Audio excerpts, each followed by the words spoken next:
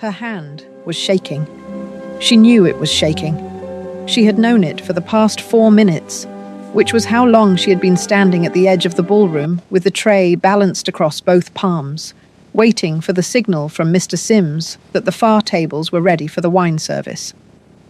4 minutes of holding the tray absolutely level, while her left hand, the one that had always been weaker, trembled with the specific fine tremor of a person who has been on her feet for 9 hours and is running on fear and will. She breathed. She adjusted. She held. 5 glasses of Burgundy arranged in a perfect semicircle. Not a drop moved. Mrs. Alcott had been very clear that morning. She had gathered the catering staff in the service entrance at 3:30 while it was still cold and the grand house was still being dressed with flowers and light. And she had stood in front of them in the grey pre-dawn and said what she always said before major events, except this time she said it with a quality in her voice that Nora had not heard from her before. Not severity. Something underneath severity. Something closer to fear.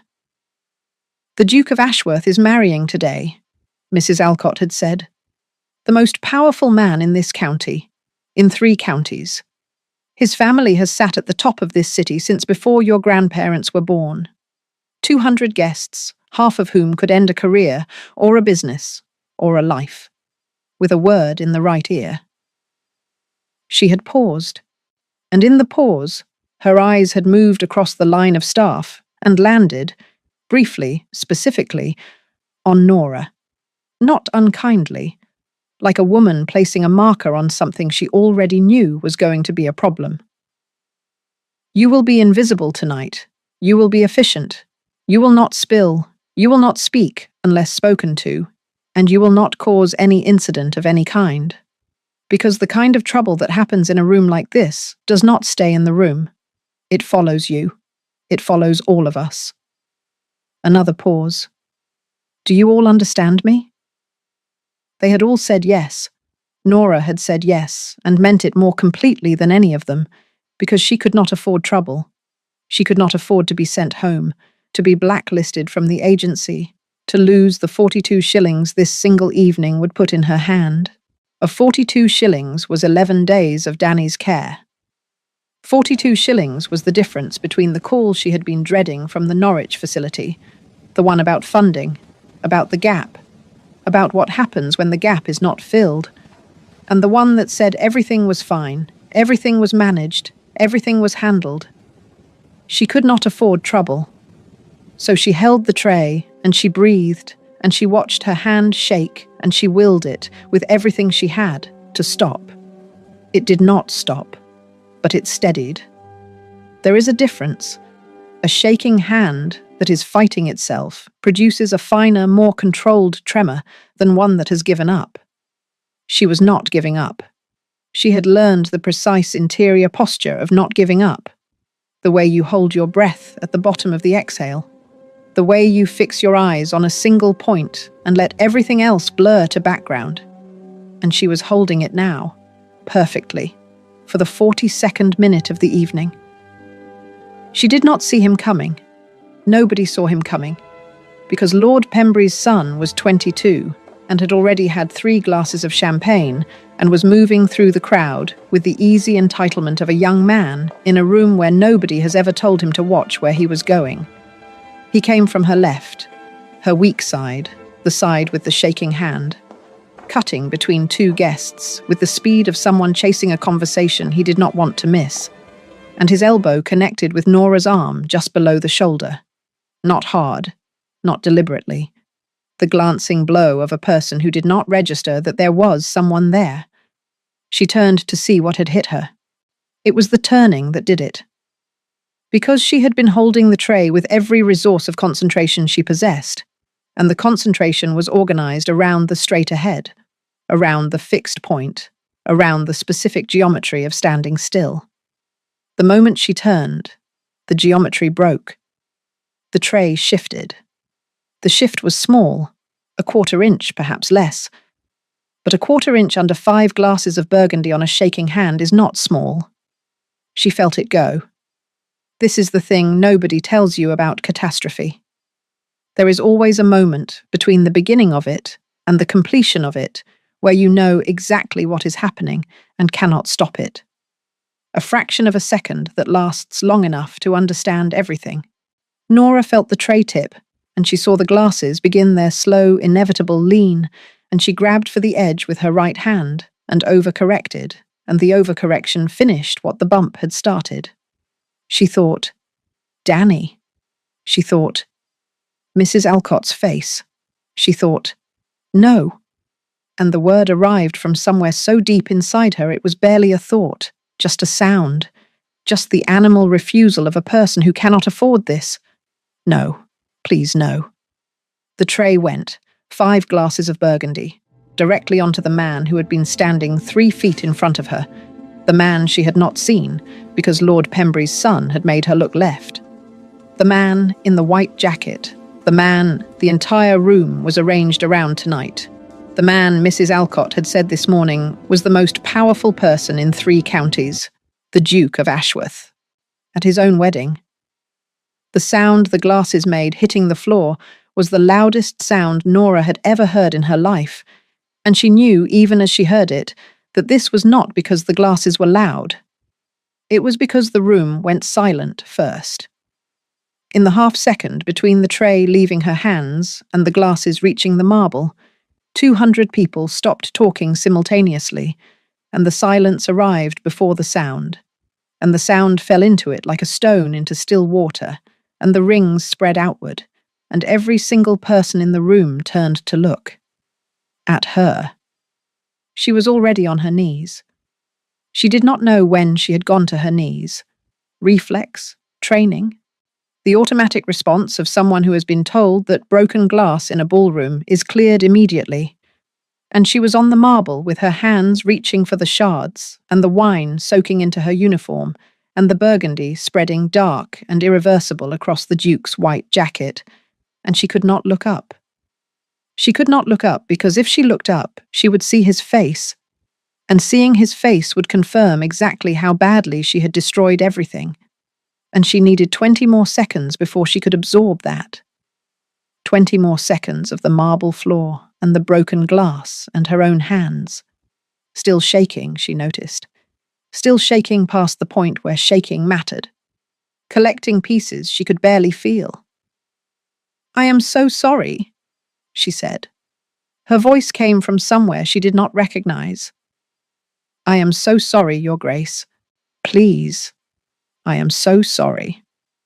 The please arrived from below language, from the place where you keep the things you cannot lose. Then the Duke's voice. Not the sister. She would come, and she would be very good at what she did, and the whole room would hear her. Not the Dowager. Before either of them. The Duke himself, and what he said was not what anyone in that ballroom expected. Who hit her? 200 people held completely still. His voice was not raised. It was completely level, in the way that voices are level when the person using them does not need volume to be heard. He was not asking the room. He was asking a specific question to which he wanted a specific answer, and the room understood the difference. I saw someone come from her left, he said. Who was it? Still not a question. Still perfectly level. And from somewhere behind Nora, in the voice of someone who has become considerably more sober than he was 60 seconds ago. I believe that was... I may have caught her arm. Lord Pembury's son. The Duke looked at him. He looked at him for exactly the length of time required to make the looking mean something. Then he turned back. And Edmund Carew, Duke of Ashworth, crouched down. Right there. On his own ballroom floor, in his ruined white wedding jacket, in front of every important person in 3 counties. He crouched to the level of the girl picking up broken glass from his marble floor, and he picked up one of the pieces himself, carefully, between 2 fingers, the way a person handles broken things when they do not want to cause further damage. And he said, quietly enough that only she could hear it, Are you hurt? Not. I forgive you. Not "it doesn't matter." Not the gracious forbearance of a powerful man performing generosity for a watching room. Just, "Are you hurt?" Because she was on a marble floor picking up broken glass, and he wanted to know if she was hurt. Nora finally looked up. His face was not what she had spent 20 seconds preparing herself for. It was not anger. It was not the performance of patience. It was the face of a man who has seen something clearly and is asking, without any management in the asking, a simple and direct question. She stopped crying. Not because it resolved anything, because nobody in that room, nobody in a very long time, had asked her that. He helped her up, not with the elaborate ceremony of a man making a point, with the simple and practical assistance of someone helping a person stand. He gave the glass fragment in his hand to the nearest footman. He turned to Mr. Sims, the head caterer, who was standing at the edge of the scene with the expression of a man calculating his own professional ruin. "The girl is not to be penalized," Edmund said.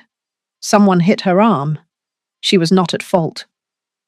Mr. Sims nodded with the relief of a man who has just been handed a lifeline. Then Lady Constance stood up.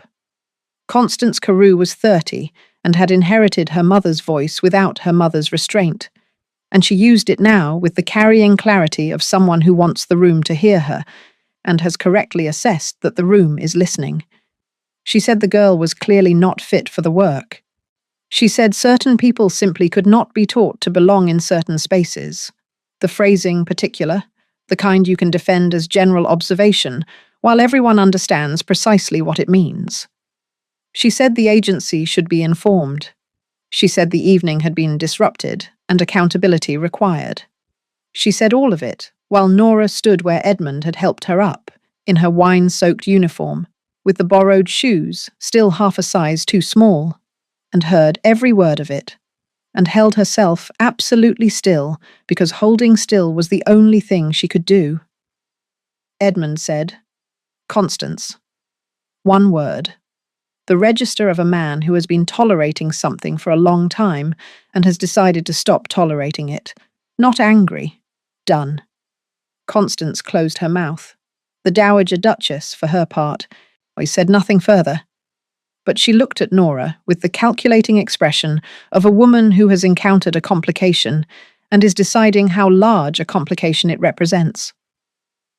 Nora looked back. Edmund excused himself to change his jacket. The ballroom returned, slowly, to its sounds. 200 people began the specific process of digesting what they had witnessed and deciding what to make of it.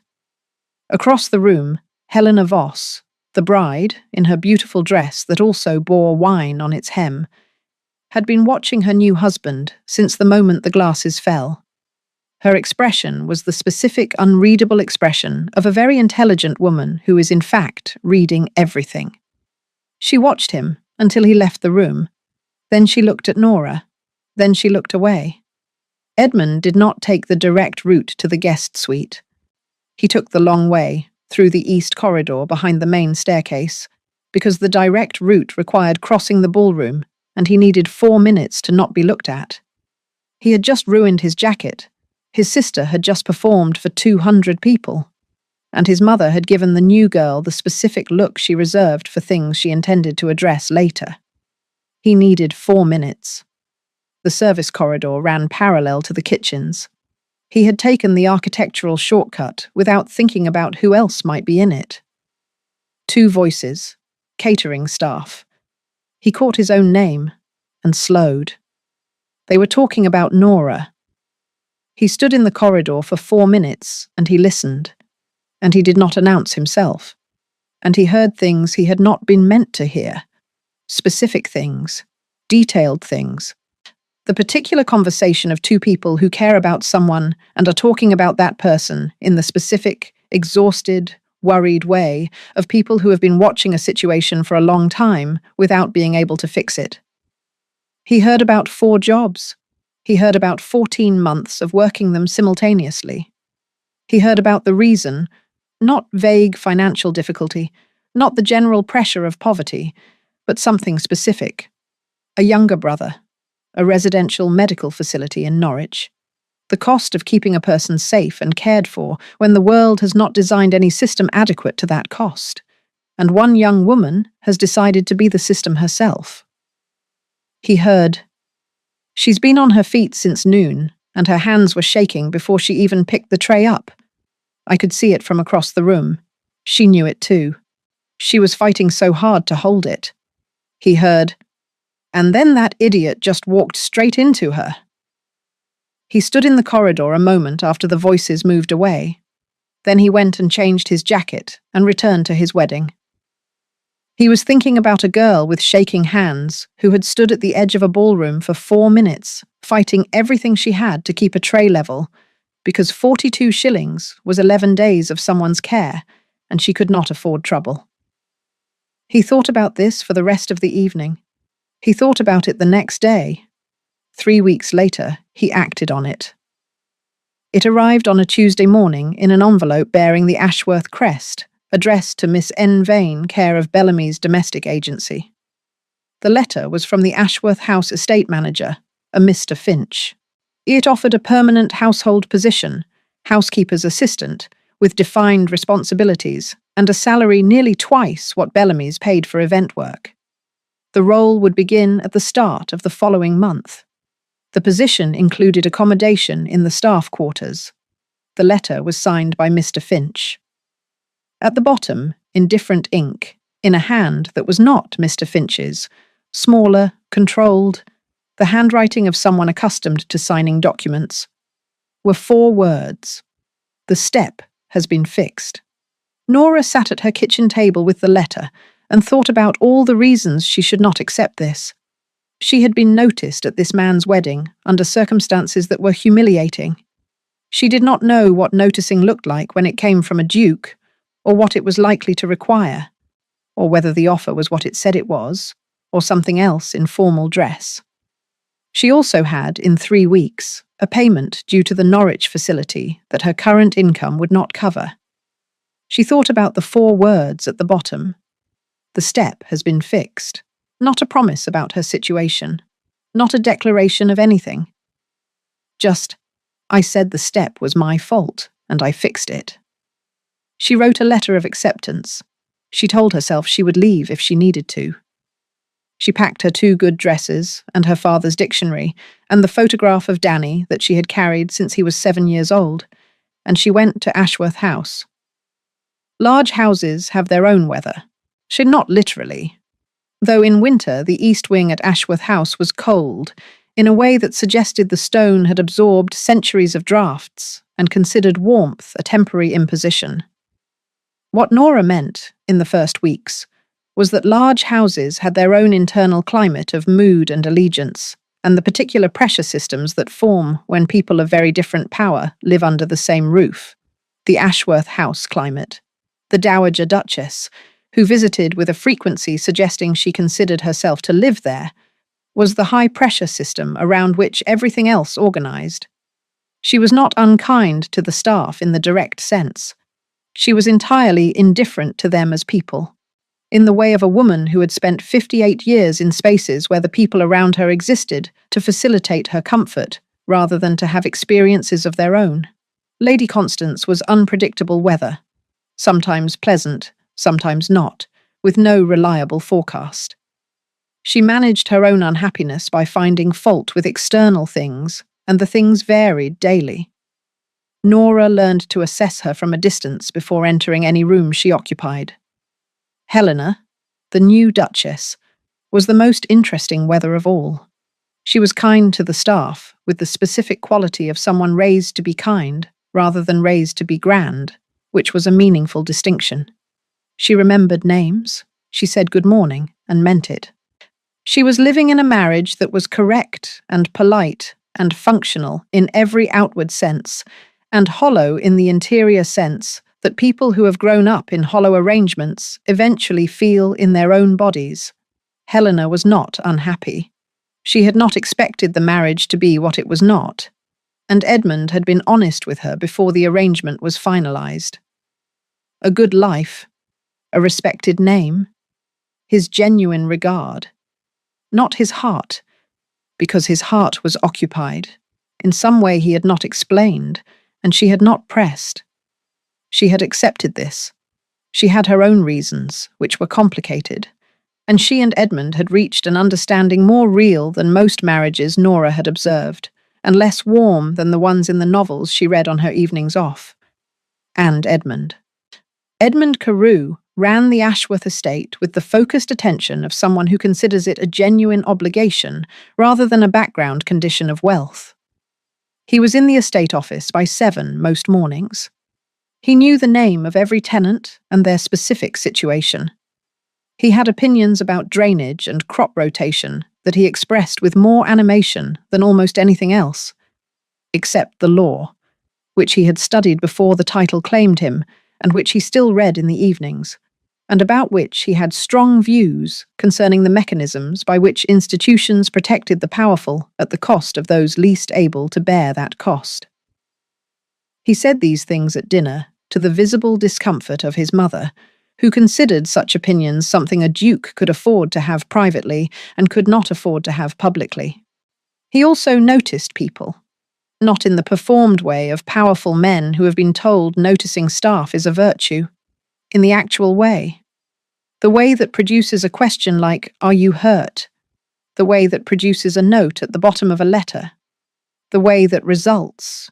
She discovered in her 4th week, in the estate kitchen, having a standing instruction, documented 18 months ago, ensuring all household staff had a proper meal before any major event, after a footman had fainted at a dinner party, and Edmund had discovered he had been working since 5 in the morning on nothing but tea.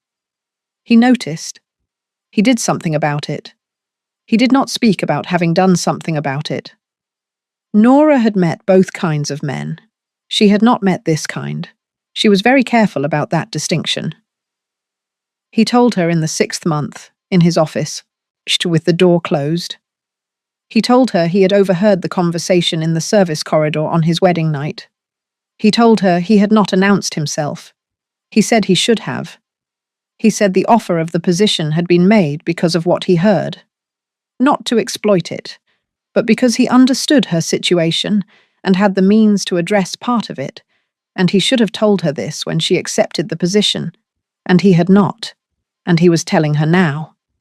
He said all of it the way he said everything that cost him something, directly, without evasion. "You fixed the step," Nora said, "and offered me a job at twice my previous salary, and now you are telling me you knew why I needed it." "Yes." "What do you want in return?" "Nothing," he said. "I want you to know the truth of how this started, because you deserve to know it. And I want you to know that the position is yours regardless of what you do with that truth. Your employment is not conditional on your gratitude." She looked at him for a long time. "Most people who have done something kind want you to tell them they have done something kind." "I did not do a kind thing," he said. "I did an obvious thing. There is a difference." She thought about 4 jobs and borrowed shoes and 14 months of not giving up. She thought about all the rooms where nobody had found it obvious. "How is he?" Edmund said. "Your brother? How is he?" It was the first time anyone had asked her that directly, without pity, without the weight of admiration that was really just a way of excusing themselves from further engagement. Just, "How is the person you have been carrying?" she told him. She told him about Danny and the facility and the specific quality of the care there, and the staff member called Maria, who had decided Danny was worth the extra patience and had been proved right in ways that still made Nora's throat close. She talked for longer than she had talked about Danny to anyone in 4 years. Edmund listened completely, not for a problem to solve, not with the half attention of someone waiting for the end of someone else's story. He listened the way he read, with his full attention, missing nothing. When she finished, he was quiet for a moment. "I would like, with your permission, to look into what legal frameworks exist for establishing permanent funding for long-term residential care. I am not suggesting anything. I am asking if you would object to my looking." You are very careful, she said, about asking permission. Your brother is not my concern to manage. He is yours. I am asking if you want the information. Yes, she said. I would like the information. What builds between two people in 8 months of living in the same house, working in the same orbit, talking in the honest way that honest people talk when they have established early that honesty is the standard, is not a simple thing and not a fast one. It is the foundation that something real requires, which is different from the feeling itself and rarer and more difficult to build, the actual knowledge of a person. The specific knowledge that comes from watching someone manage difficulty, make decisions, navigate the complicated weather of a household without losing themselves in it. Nora watched Edmund sit across from a tenant who had defaulted on a lease and navigate the conversation in a way that preserved the man's dignity while addressing the practical situation. She watched him disagree with his estate manager about a drainage project and concede the disagreement when the estate manager proved his point with figures. She watched him at dinner with his mother, absorbing the quiet, persistent reshaping, the small corrections, the implications that certain views were unbecoming, the gentle management of a son into a version of himself she found easier to present. And she watched him absorb it with the patience of a man who loves the person doing it and is exhausted by loving them, and has not yet found the words for what he actually wants to say. Edmund, for his part, watched Nora work. He watched her reorganize the household accounts into a system that saved 3 hours a month of the housekeeper's time. He passed through the east corridor one Thursday afternoon and found her on the window seat with a letter from Norwich, her face doing the thing it did when the news was better than she had feared. The specific expression of someone receiving something they were afraid to want. And he walked past and said nothing, because some moments are not his to involve himself in. He found, across these months, that he thought about what she thought about things. When something happened on the estate, he formed an opinion and then wondered what her opinion would be. This was the particular mental habit that arrives unannounced and means something specific. And he examined it carefully and set it aside and examined it again and eventually stopped pretending to set it aside. Helena noticed. Helena noticed in the way of an intelligent woman who had been told before the wedding that her husband's heart was occupied and had been watching across 8 months to understand by what and by whom. She watched without jealousy, or rather, with the absence of jealousy that comes from entering an arrangement with open eyes. She came to find Nora one afternoon when the house was quiet. She sat down and said, "I want to ask you something, and you are not required to answer it." "Ask," Nora said. "Are you happy here?" "Yes," Nora said carefully. "Is it the work? Or is it something else?" The room was quiet. "Helena," Nora said, using the name as she had been asked to use it, "I do not know what you are asking me to say." "I am not asking you to say anything. I am asking you to be honest with yourself about what you feel." She folded her hands. "Edmund and I have spoken, at length, about what our marriage is and what it is not, and what both of us want. I am not asking you to absorb the complexity of that. I am giving you information because I think you have been very careful for 8 months not to want something you have permission to want." Nora was very still. "He is a good man," Helena said. "He is also a man who has been told since childhood that his job is to manage the room rather than to inhabit it. He needs someone who will not let him do that." She looked at Nora. "You have never let him do that." She left. Nora sat in the estate office for a long time and thought about a ballroom floor and a marble step and 2 words that were the most human thing anyone had said to her in a very long time. The Dowager Duchess had been watching for 9 months and had reached a conclusion and presented it to Edmund on a Thursday morning in the library in the manner of a household management matter. The situation with the housekeeper's assistant, she said, had been noticed. The nature of the Duke's relationship with a member of household staff was producing talk that, left unaddressed, became a different kind of problem. She said it with the careful phrasing of a woman who has practiced the sentence and knows which words to use and which to leave out. The girl, she said, should leave. An excellent reference would be provided. It was the cleanest solution. Edmund listened to all of it. He let her finish. He did not interrupt. Constance was in the library. Helena was in the library. They had been there when the conversation began and had remained, with the stillness of people who understand that what is happening requires witnesses. Edmund said, "Mother." He used the word with the weight of everything he wanted to say behind it. "I want to tell you something," he said, "and I want you to hear it the way you always ask us to hear the things you say. Completely, without dismissing it before it is finished." The Dowager looked at him. "You have spent 30 years protecting the Ashworth name," he said. "I know the cost of it, and I know that some of the protection was necessary, and I do not dismiss what you have done for this family." He paused. "I also know that some of what you have protected us from were not threats to the name. They were inconveniences to your comfort. Opinions at dinner tables that embarrassed you. Choices that complicated the image rather than the reality. I have been letting you manage me for 34 years because I love you and because it has been easier to be managed than to say what I am saying now. That is a failure I also have to account for." The library was very quiet. "The woman you want to send away is 23 years old," he said.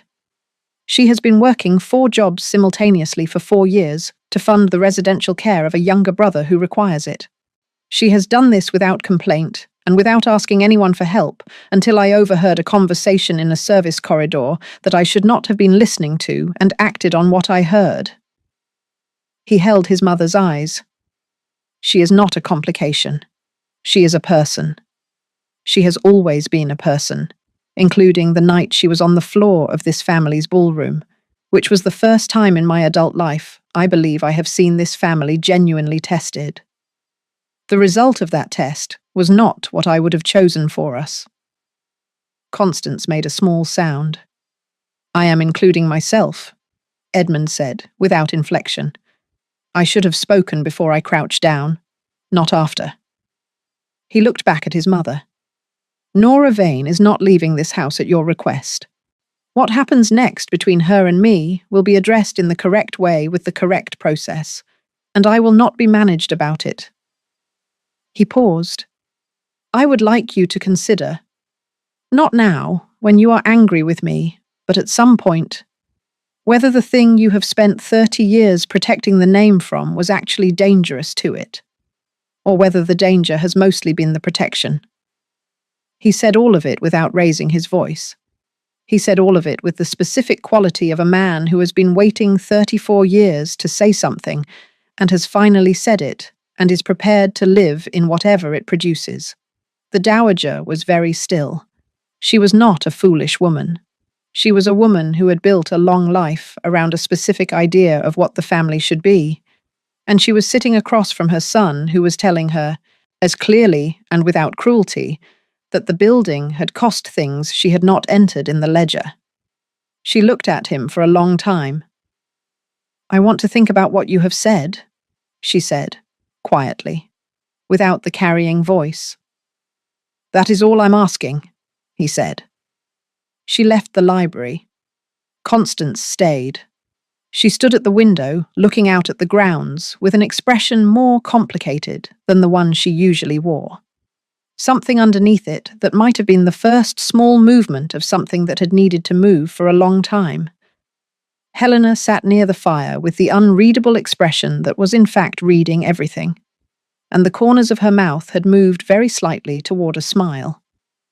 He found her in the estate office an hour after the library. She was working. She was always working when things were difficult, for the accounts requiring her full attention and asking nothing of her emotionally. He knocked. He always knocked on the estate office door when she was in it. She had noted this in the first week and understood it for what it was. Come in, she said. He came in. He stood near the door for a moment, which was not his usual thing. His usual thing was to cross a room with purpose. The standing near the door was new.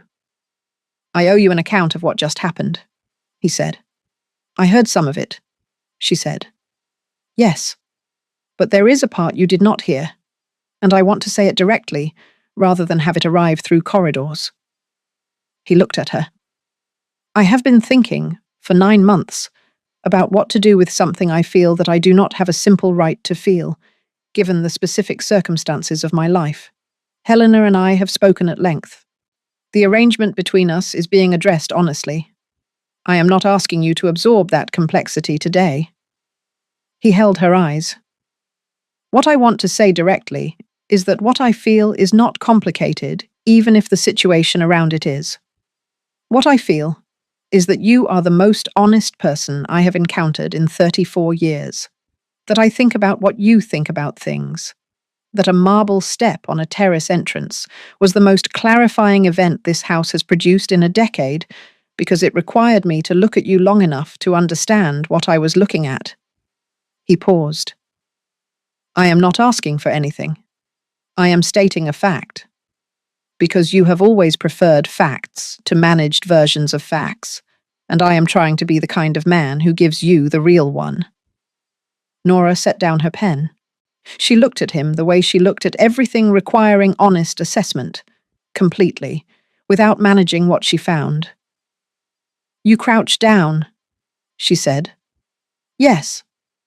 On your wedding day, in front of 200 people. You crouched down and asked me if I was hurt. It was the obvious thing to do. It was not obvious to anyone else in that room. Then the room needed adjusting, he said. She looked at him and thought about 9 months of a man who asked permission before acting, who fixed steps he had promised to fix, who listened to her talk about Danny with the full attention of someone for whom the thing being talked about actually mattered.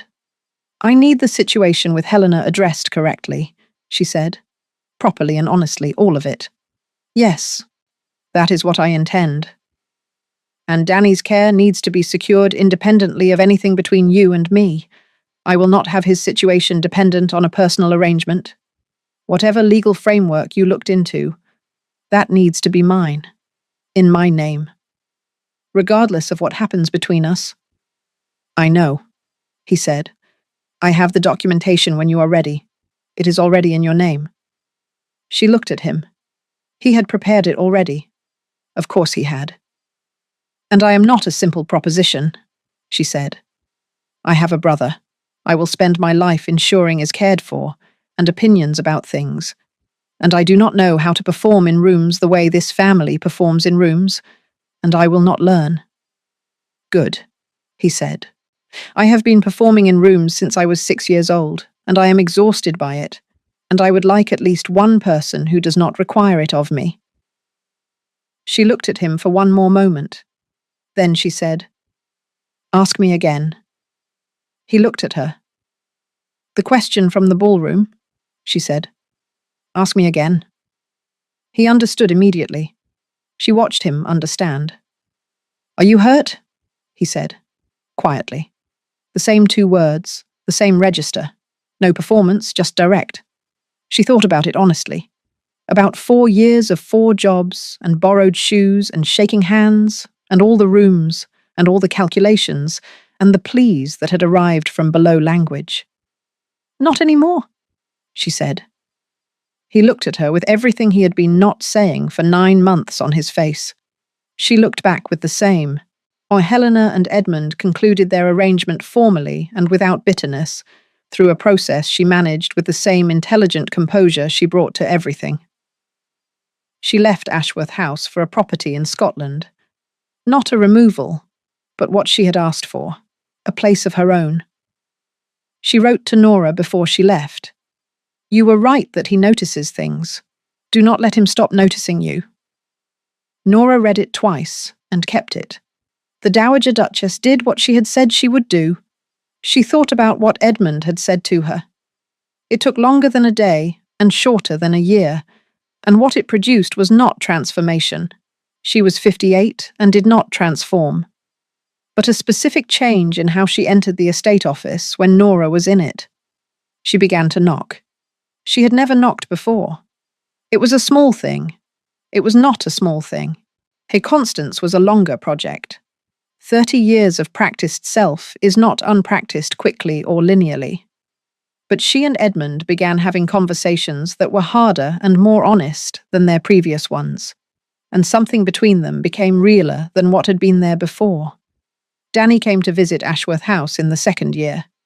He came with Maria from the facility and stayed 4 days, and Edmund showed him the grounds with the same focused attention he gave to everything, and Danny had opinions about the apple orchard that were specific and interesting, and Edmund engaged with every single one of them.